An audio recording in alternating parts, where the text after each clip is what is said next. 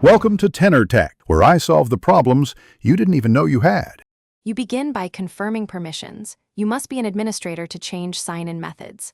Once signed in, press Windows+I to open settings, then choose Accounts and Sign-in options. You will see Windows Hello PIN listed. Click it and select Remove. You'll be prompted to verify identity with your PIN one time. This prevents unauthorized changes.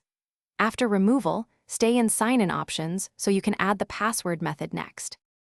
Now you switch to using a password. In Sign-in options, find Password and choose Add or Change depending on your account.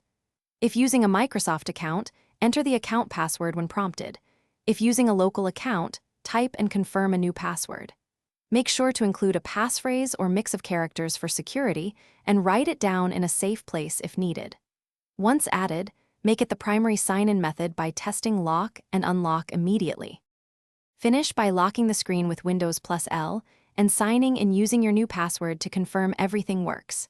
If you encounter errors, password rejected or not accepted, use the Forgot Password flow to reset through your Microsoft account or boot to safe mode to troubleshoot local account issues. Make sure to add recovery options like a phone number or alternate email. This prevents lockout and provides a simple way to regain access if things go wrong. Thanks for watching. Subscribe to keep your life in tune.